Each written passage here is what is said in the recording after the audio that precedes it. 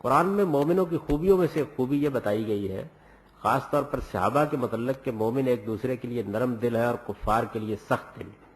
اس آیت کی روشنی میں دیکھا جائے تو صحابہ کو ایک دوسرے کے لیے بہت نرم دل ہونا چاہیے تھا، پھر حضرت علی اور حضرت معاویہ کے مابین جنگ کیوں ہوئی؟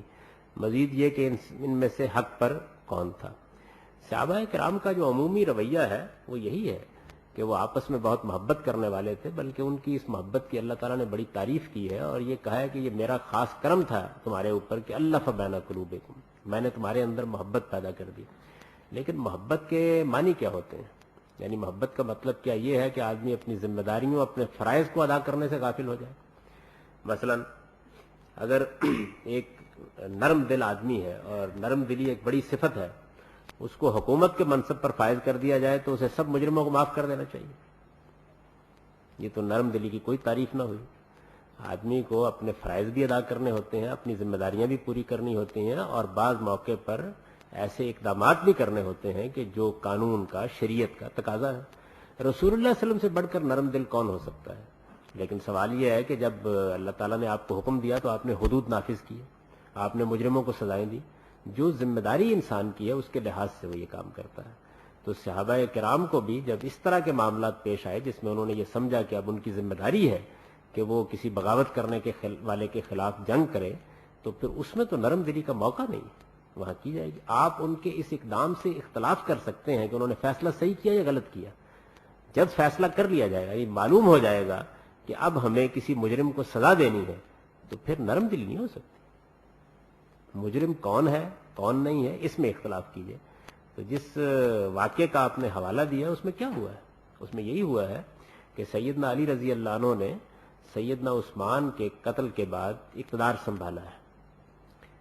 آج کل کے زمانے میں ریڈیو ہے، ٹیلی ویژن ہے، ذرائع ابلاغ ہے، اطلاعات کا اتنا نظام موجود ہے۔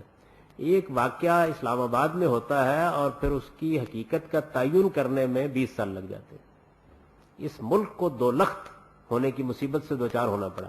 آج تک ہم یہ متعین نہیں کر سکے مجرم کون تھا اور کون نہیں تھا۔ اس زمانے میں یہ صورتحال ہے۔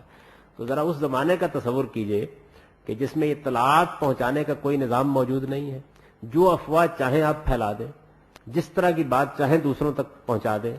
3 مہینے تک سلطنت کے ایک حصے سے دوسرے حصے تک آپ ہو سکتا ہے کہ اطلاع کو پہنچانے میں کامیاب ہی نہ ہو سکے۔ یہ صورتحال ہے۔ اس میں ایک حادثہ ہو گیا ہے۔ اس حادثے میں سیدنا علی رضی اللہ عنہ نے اقتدار سنبھالا ہے۔ اب سیدنا امیر معاویہ کو جو اطلاعات دی گئی ہیں یا بعض دوسرے بزرگوں کو اطلاعات دی گئی ہیں، ان کا اگر آپ مطالعہ کریں صاف معلوم ہوتا ہے کہ ان اطلاعات میں یہ چیز موجود ہے کہ ایک خلیفۃ المسلمین قتل کر دیے گئے ہیں، اور حیرت کی بات ہے کہ اسی طرح کے باغی جو ان کو قتل کرنے والے ہیں ان کے ساتھ کھڑے ہوئے ہیں۔ اس نے معاملے کی ایسی نوعیت پیدا کر دی کہ دینی غیرت میں اقدامات کیے گئے ہیں۔ یعنی آپ اگر ان کے محرکات اور نیتوں پر نہ جائیں تو ایک آدمی یہی کرے گا جو میرے خیال کے مطابق ایک صاحب ایمان شخص اسی طریقے سے اقدام کرے گا کہ جب اسے معلوم ہوگا۔